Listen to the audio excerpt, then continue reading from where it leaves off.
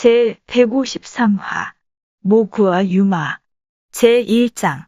한편 사마이는 정문이 편지에서 요구한 대로 두 아들과 함께 대군을 이끌고 촉군 군영을 습격할 채비를 끝냈다. 그러자 맏아들 사마사가 간했다. 아버님답지 않은 결정이십니다. 무슨 까닭에 종이 조각을 믿고 위험한 곳으로 들어가려 하십니까? 만약 잘못되기라도 하면 어쩌시렵니까? 그러니 다른 장수를 먼저 보내시고 아버님께서는 뒤에서 호응하시는 게 좋겠습니다. 듣고 보니 옳은 말이었다.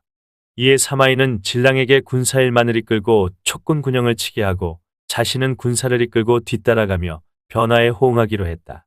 이날 밤 초경, 바람은 맑고 달은 밝았다. 그러나 이경이 되자 갑자기 사방에서 음산한 구름이 몰려오더니 검은 기운이 하늘에 가득해 서로 얼굴도 알아볼 수 없을 지경이 되었다. 사마이가 크게 기뻐하며 말했다. 아, 하늘이 내가 공을 이루도록 도와주시는구나. 사마이는 병사들 입에 하물을 물리고 마리배는 재갈을 물린 뒤 거침없이 나아갔다. 앞장선 진랑이 군사 1만을 이끌고 촉군 군영에 뛰어들었지만 적병은 한 사람도 보이지 않았다. 계략에 빠졌음을 안 진랑이 다급히 소리쳤다. 계략이다. 모두 물러나라. 순간 사방에서 일제히 횃불을 밝히면서 땅을 흔드는 함성이 울렸다. 왼쪽에서는 왕평과 장의가 이끄는 촉군이, 오른쪽에서는 마대와 마충이 이끄는 촉군이 쏟아져 나왔다. 진랑은 죽을 다해 싸웠으나 탈출할 수가 없었다. 뒤따라오던 사마이는 촉군 군영에서 불길이 치솟고 함성이 끊이지 않자 위군이 이기고 있는지 지고 있는지 분간할 수 없으므로 군사들을 재촉해 우선 불길 쪽으로 달려갔다. 그때 갑자기 함성이 한 차례 일더니 폭죽 소리가 땅을 흔들고 북소리 나팔 소리가 하늘을 진동시켰다. 놀라보니 왼쪽에서는 위원이, 오른쪽에서는 강유가 이끄는 군사가 양쪽으로 달려오며 닥치는 대로 쳐 죽이는 것이었다. 이 싸움에서 크게 패한 위군은 18-9은 죽거나 부상을 당한 채 사방으로 흩어져 달아났다. 이때 촉군에 포위되어 있던 진랑과 그가 이끌던 군사 1만은 촉군이 쏘아댄 메뚜기 떼처럼 수많은 화살과 쇠뇌살을 맞고 모두 전사했다. 목숨을 건진 사마이는 패잔병을 이끌고 달아나 겨우 본영으로 돌아갈 수 있었다. 삼경이 지나자 하늘이 다시 맑아졌다. 산 꼭대기에 있던 제갈량은 징을 흘려 군사를 거두었다. 알고 보니 이경의 먹구름이 사방에서 몰려온 것은 제갈량이 둔갑수를 썼기 때문이고, 군사를 거두고 나서 하늘이 다시 맑아진 것은 제갈량이 육정육갑의 귀신장군 12를 불러 먹구름을 없앤 때문이었다. 둔갑술이니 육정육갑이니 하는 도교적 이야기는 정사 삼국지엔 나오지 않으나 이야기의 흐름을 끊지 않기 위해 그대로 옮긴 것이다. 승리를 거둔 제갈량은 군영으로 돌아오자마자 정문의 목을 벤 다음 다시 위수남 쪽을 공략할 계책을 의논하기 시작했다. 병사들을 시켜 날마다 싸움을 걸었지만 위군이 싸우러 나오지를 않았던 것이다. 이에 제갈량은 손수 작은 수레를 타고 기산 앞 위수동 서쪽으로 가서 지리를 답사했다. 골짜기 입구에 이르니 그 모양이 호리병 형태라 안쪽에 가히 1천여 명을 수용할 만했다. 양쪽 산 사이로 다시 골짜기가 하나 흐르는데 그곳은 400-500명을 수용할 만했다. 뒤쪽으로는 두 산이 둘러싸고 있어 겨우 한 사람이 말을 타고 지나갈 수 있을 따름이었다. 이를 본 제갈량은 속으로 크게 기뻐하며 길잡이 관리에게 물었다. 이 골짜기는 뭐라 부르느냐? 원 이름은 상방곡인데 호로곡이라고도 부릅니다. 길잡이의 대답을 들은 제갈량은 군막으로 돌아가자 비장인 두예와 호충 두 사람을 불러 귓속말로 비밀 계책을 일러주었다. 그리고 군중에 있는 장인 1천여 명을 호로곡으로 보내 그곳에서 모고와 유마를 만들어 군대가 사용하도록 했다. 또한 마대에게는 군사 500을 거느리고 골짜기 입구를 단단히 지키도록 명하면서 이렇게 당부했다. 장인들을 절대 밖으로 내보내지 말고 외부인도 절대 안으로 들어가지 못하도록 하라. 내가 불시에 점검 순시하러 갈 것이다. 사마이를 잡는 계책이 오직 이 일에 달렸은즉 이 소식이 결코 밖으로 새어나가서는 아니 되느니라. 예, 명심하겠습니다. 명을 받은 마대가 떠났다. 두예 등 두 사람은 골짜기 안에 들어가 장인들을 감독하고 그들로 하여금 제조법에 따라 모고와 유마를 만들도록 했다. 제갈량도 날마다 그곳에 들러 지시하기를 게을리하지 않았다. 그러던 어느 날 장사 양이가 들어와서 물었다. 지금 군량미가 모두 검각에 있는데 인부나 마소만으로는 운반이 불편하니 이리로치 하면 좋겠습니까? 그러자 제갈량이 웃으며 말했다. 나도 그 문제를 생각한 지 오래되었다. 지난번 목재를 모으고 아울러 서천에서 사온 큰 나무를 이용하여 장인들이 모구와 유마를 만들게 하였으니 앞으로는 군량 미운반이 몹시 편해질 것이다. 모구와 유마는 물을 마실 필요도 없으니 밤낮 쉬지 않고 물자를 운반할 수 있느니라. 그 말을 들은 사람들은 모두 놀랐다. 왜냐하면 모구란 나무소란 뜻이고 유마란 달리는 말이란 뜻이기 때문이었다. 소를 나무로 만든다는 것도 그렇고 달리는 말을 사람이 만든다는 것도 금시초문이었다. 예로부터 모구나 유마가 있다는 말은 듣지 못하였습니다. 승상께서는 무슨 묘법으로 그런 놀라운 물건들을 만드시는지요? 내 이미 장인들을 시켜 제조법에 따라 만들고 있는 중이나 아직 완성하지는 못하였다. 이제 모구와 유마를 만드는 방법에 대하여 그 크기와 모양 및 길이, 폭 등을 적어볼 터이니 모두들 보도록 하라. 무사람이 기뻐했다. 제갈량은 종이에 모구와 유마의 제조법을 써서 사람들에게 보여주었다. 장수들이 빙 둘러싸고 그 종이를 들여다보았는데 모구를 만드는 방법은 다음과 같이 적혀 있었다. 1. 배는 네모나고 정강이는 굽으며 다리 하나에 발이 4개다. 2. 머리는 목 안으로 들어가고 혀는 배에 붙어 있다. 3. 많이 실으나 천천히 간다. 4. 혼자 가면 수십 리를 가고 여럿이 가면 30리를 간다. 5. 굽은 것은 소의 머리가 되고 짝이 지는 것은 소의 발이 된다. 6. 가로지른 것은 소의 목이 되고 굴러가는 것은 소의 다리가 된다. 7. 덮은 것은 소의 등이 되고 네모난 것은 소의 배가 된다. 8. 드리워진 것은 소의 혀가 되고 굽은 것은 소의 갈빗대가 된다. 9. 깎아서 새긴 것은 소의 이빨이 되고 바로 선 것은 소의 뿔이 된다. 10. 가느다란 것은 소의 멍에가 되고 끌어당기는 것은 소의 밀치끈이 된다. 11. 소는 2개의 끌채에 의존하는데 사람이 6자를 가면 소는 4걸음을 간다.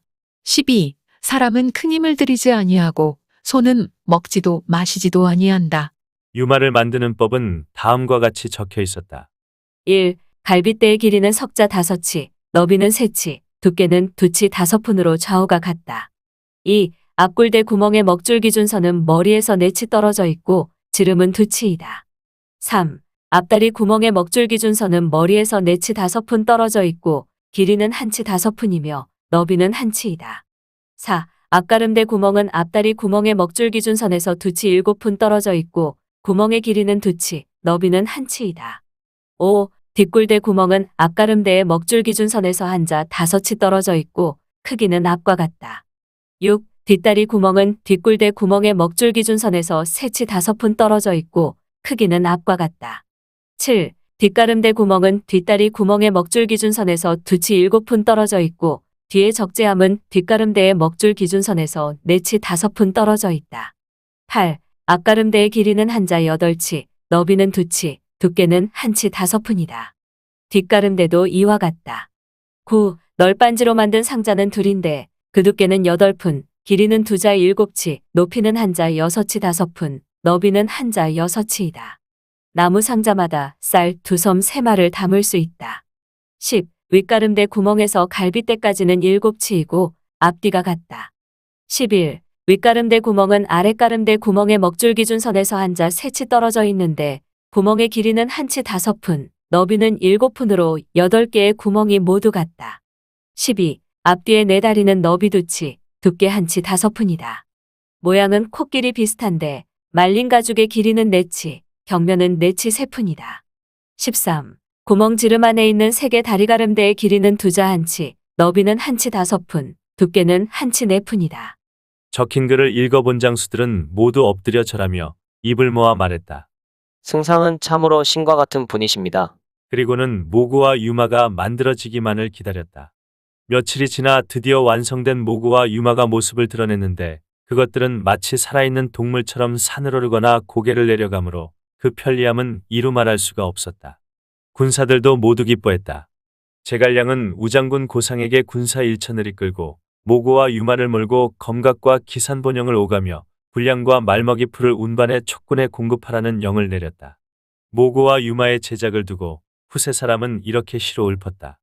검각의 험준한 땅, 유마가 치달리고 야곡의 가파른 길, 모구가 올라가네. 후세에 이런 방법 능히 쓸 수 있다면 짐 실어 나르는 일 어찌 근심하리오. 이런 신기한 운반 기계들이 정말 존재했던 것일까? 그런데 모구와 유마의 존재는 정사 삼국지에도 건흥 9년에 제갈량이 기산으로 다시 나왔는데 모구를 이용하여 운반하였다는 기록이 있고, 건흥 12년 봄 제갈량의 무리가 야곡으로부터 나와 유마로 운반하였다는 기록도 있어 작가의 상상력에 의한 소산만은 아니었음을 알 수 있다. 더구나 정사 삼국지에 주석을 붙인 배송지는 그 주석에서 모구와 유마의 제작법을 실어 놓았는데 그 내용은 앞에 소개한 삼국지연의의 설명과 대동소이하다. 이 밖에도 6세기의 남제서, 11세기의 사물기원이나 담충 같은 책에서도 모구와 유마의 존재를 언급하고 있기 때문에 제갈량이 모구와 유마를 만들어 사용했던 것은 역사적 사실인 듯 싶다. 그러나 삼국지연이나 그 밑바탕이 된 14세기의 삼국지 평화에서 묘사된 것처럼 자동화된 운송수단이나 로봇 같은 것이 되기 위해서는 어떤 식으로든 그것들을 움직이게 만드는 동력장치를 필요로 했을 것인데 모구나 유마의 제작 설명서에는 그에 해당하는 부분이 없다. 이 점, 모구는 앞쪽에 끄채가 있는 작은 수레 같은 것이고 유마는 바퀴 하나가 달린 일종의 밀차 같은 것이었다는 사물기원의 현실적 추정이 수긍되기도 한다. 그러나 달구지나 밀차 정도의 평범한 운반기구였다면 삼국지연이나 정사 삼국지가 그 제작법까지 장황하게 소개했을까 하는 점은 의문으로 남는데, 재미있는 것은 모구와 유마의 존재가 조선조에서도 관심을 끌었다는 점이다. 가장 적극적이었던 것은 세종대왕이었고 그 뒤로도 성종, 연산군, 중종, 명종, 선조, 정조 등 역대왕들이 관심을 보였는데 여담이지만 그런 기록들 가운데 하나인 성종실록의 해당 부분을 소개해보면 다음과 같다. 임금이 모구와 유마는 지금 만들 수 없겠는가고 물으니 시간관 홍귀달이 제작 방법은 풀이에 자세히 적혀 있으나 어찌 만드는지는 모르겠나이다 하고 대답했다. 그러자 우승지 유권이 세종조의 최운이라고 성격이 치밀한 자가 있었는데 세종께서 명하여 모구를 만들게 하였더니 형체는 갖추었으나 움직이지를 못하였사옵니다. 제갈량이 어떤 방법으로 그것을 움직이게 만들었는지는 모르겠나이다 하고 아뢰었다. 제2장 한편 싸움에 지고 쫓겨온 사마이는 앞으로의 대책 때문에 근심에 빠져 있었는데 갑자기 척후병이 달려와서 아래입니다 하고 보고했다. 촉군이 모구와 유마를 이용하여 군량과 말먹이 풀을 운반하고 있습니다. 사람들이 큰 힘을 들이지도 아니하거니와 모구나 유마는 먹이도 필요 없다고 합니다. 그 말을 듣자 사마이가 크게 놀랐다. 내가 이렇게 굳게 지키며 싸우러 나가지 아니한 것은 저들의 군량과 말먹이 풀이 제대로 조달되지 아니하여 스스로 무너지기를 기다리자는 것이었다. 그런데 이제 저런 방법을 쓴다면 장기 대책을 세워 물러갈 생각이 없다는 뜻이니 이를 어찌하면 좋단 말이냐. 그리고는 장호와 악침을 불러 분부했다. 두 사람은 각각 군사 500을 이끌고 야곡의 새끼를 따라가라. 그리고 적당한 곳에 숨어 있다가 촉군이 모구와 유마를 몰고 오면 모두 지나가기를 기다렸다가 일제히 달려들라. 많이는 필요 없고 서너 마리만 뺏어가지고 오라. 명을 받은 두 사람은 각기 군사 500씩을 이끌고 야곡으로 갔다. 그리고 휘하병사들을 촉군병사로 변장시킨 뒤 야음을 틈타 샛길로 들어가서 골짜기 안에 숨어 기다렸다. 과연 총나라 장수 고상이 이끄는 병사들이 모구와 유마를 몰고 왔다. 이들이 모두 지나가자 기량 쪽에 매복해 있던 이군은 일제히 북을 두드리며 달려나갔다. 위군의 기습에 미처 손을 쓰지 못한 촉군은 모구와 유마를 몇 마리 버리고 달아났다. 이에 장호와 악침은 기꺼이 모구와 유마를 몰고 본영으로 돌아왔다. 사마이가 살펴보니 그것들이 정말 살아있는 것 같아 크게 기뻐했다. 너희가 이걸 만들어 쓴다면 나라고 만들어 쓰지 말란 법이 있느냐? 그리고는 뛰어난 장인 100여 명에게 노획한 모구와 유마를 분해하여 원형과 똑같이 만들게 했다. 보름도 채지나지 않아 장인들은 모구와 유마를 2000개나 만들었는데 제갈량이 만든 것과 같은 방식으로 만드니 역시 달릴 수가 있었다. 마침내 사마이는 진원장군 자미에게 군사 1000을 이끌고 모구와 유마를 몰아 농서지역에 가서 군량과 말먹이 풀을 운반해 오도록 명했다. 이로부터 양식을 실은 모구와 유마가 끊임없이 오가니 위군 장병들 가운데 기뻐하지 않는 자가 없었다. 한편 제갈량에게 돌아간 고상은 도중에 위군의 습격을 받아 모구와 유마를 몇 마리 빼앗긴 사실을 보고했다. 그러자 꾸짖을 줄 알았던 제갈량이 오히려 껄껄 웃었다. 하하하. 잘 되었다. 나는 오히려 저들이 빼앗아가기를 기다리고 있었느니라. 모구와 유마를 몇 마리 잃었지만 걱정할 것 없다. 머지않아 우리는 수많은 군사물자를 얻게 될 것이니 말이다. 장수들이 의아한 표정으로 물었다. 그건 어찌하여 그렇습니까? 사마이는 탈취한 모구와 유마를 보고 내가 만든 것과 똑같이 만들 것이다. 그때를 대비하여 따로 세워둔 계책이 있느니라. 그러나 장수들은 무슨 말인지 알아듣지 못했다. 그로부터 며칠 뒤 위군이 모구와 유마를 만들어 농서에서 군량을 운반해 온다는 보고가 들어왔다. 제갈량은 크게 기뻐했다. 내 예측을 벗어나지 않는구나. 그리고는 왕평을 불렀다. 그대는 군사 1천을 이끌고 위군으로 위장하여 밤중에 몰래 북원을 지나가라. 위군을 만나거든 군량 순찰병이라 말하고 군량을 운반하는 병사들 사이에 섞여 들어가 그 호송병들을 모조리 쳐 쫓아버려라. 그리고 모구와 유마를 몰고 돌아오되 곧바로 북원을 통과해오라. 그러면 틀림없이 북원에서 위군이 쫓아올 것이니 그때 모구와 유마의 입안에 있는 혀끝을 비틀어 돌려놓으라. 그러면 모구와 유마가 움직이지 아니할 것이다. 너희들은 그것을 버리고 달아나라. 뒤에서 위군이 쫓아오려고 하여도 모구와 유마를 끌고 갈 수도 없고 메고 갈 수도 없을 것이다. 그때 내가 군사를 이끌고 오면 그대는 되돌아가 모구와 유마의 혀를 비틀어 돌린 다음 거침없이 몰고 오라. 위군이 보고 괴이쩍어 놀랄 것이다. 계책을 받은 왕평이 군사를 이끌고 떠나자 제갈량은 다시 장의를 불렀다. 그대는 군사 500을 모두 육정육갑의 귀신장수로 변장시키되 귀신머리에 짐승의 몸을 하고 얼굴에 5가지 색깔을 칠하는 등 갖가지 괴이한 모습으로 꾸미라. 한 손엔 수놓은 깃발을 들고 다른 한 손에는 보검을 쥐게 하라. 몸에는 호리병박을 차고 그 안에 불이 잘 붙는 물질을 넣은 뒤 산기슭에 매복해 있으라. 그러다가 모구와 유마가 오면 연기를 피우며 일제히 뛰쳐나가 연기를 피우며 모구와 유마를 몰고 가라. 이를 보고 위군은 필시 귀신이 나타난 줄 알고 감히 뒤쫓지 못할 것이다. 계책을 받은 장의가 군사를 이끌고 떠나자 제갈량은 다시 강유와 위원을 불렀다. 두 사람은 함께 군사 1만을 이끌고 북원의 군영 입구에서 기다리다가 군사들이 몰고 오는 모구와 유마를 받으라. 만일 위군이 쫓아오거든 그들을 막으라. 그리고는 다시 요하와 장익을 불렀다. 두 사람은 군사 5천을 이끌고 사마이가 오는 길을 차단하라. 마지막으로는 마춘과 마대를 불렀다. 두 사람은 군사 2천을 이끌고 위수남 쪽으로 가 싸움을 걸라. 명을 받은 6사람이 각기 군사를 이끌고 떠났다. 이 시각 위나라 장수 자민은 군사를 이끌고 모구와 유마로 군량미를 운반하고 있었다.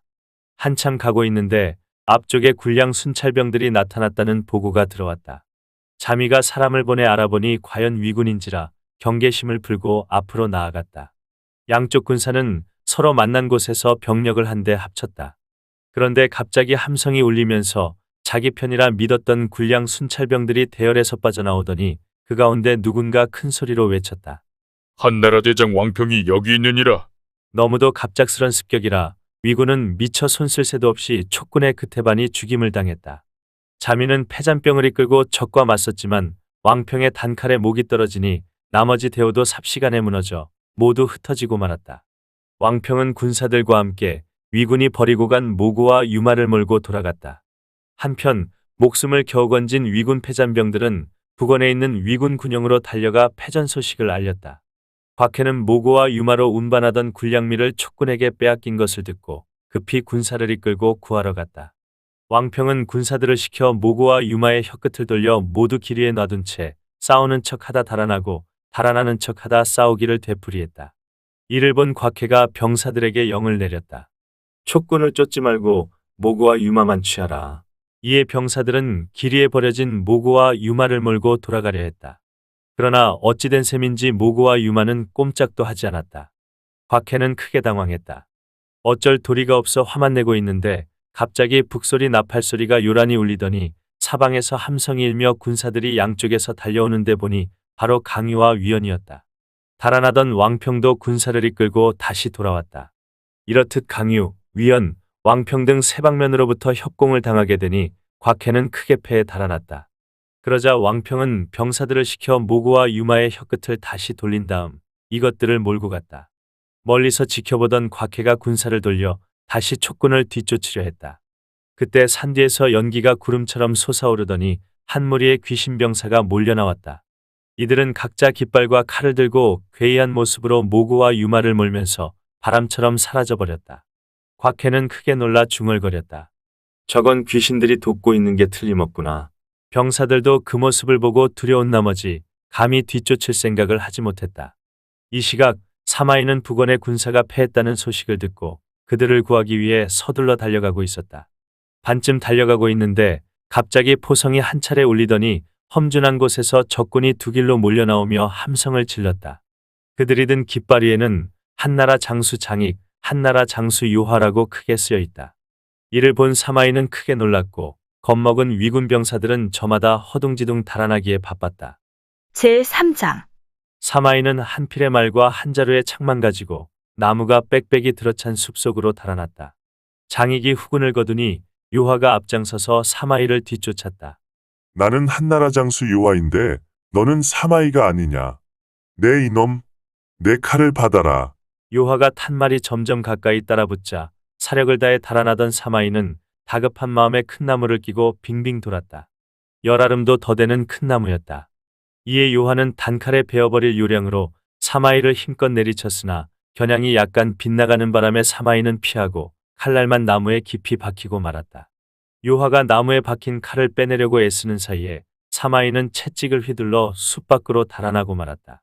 칼을 뽑은 유화가 다시 사마이를 뒤쫓았지만 어디로 사라졌는지 그의 모습은 보이지 않았다. 두리번거리고 있는데 숲 동쪽 길가에 떨어진 황금 투구 하나가 눈에 들어왔다. 사마이가 쓰고 있던 투구였다. 유화는 그 투구를 마리에 싣고 곧바로 동쪽으로 말을 몰았다.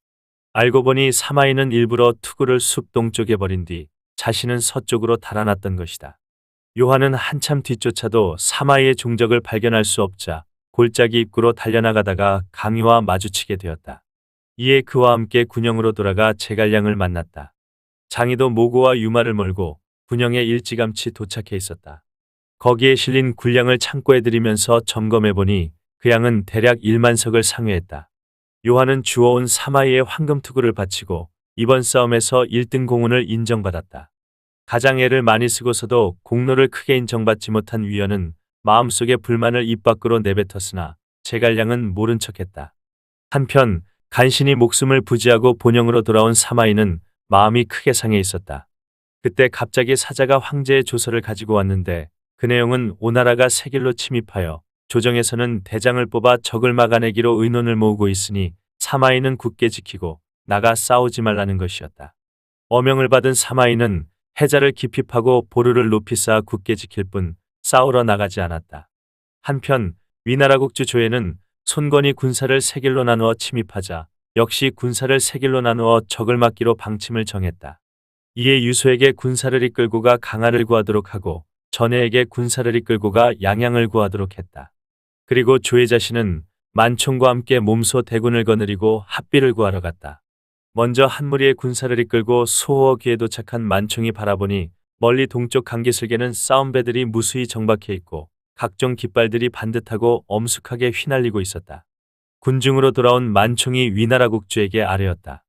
오나라 사람들은 우리가 멀리 왔다고 방심하여 아직 대비를 못하였을 것이오니 오늘 밤 그 틈을 노려 저들의 수상군영을 습격한다면 큰 승리를 거둘 것이옵니다.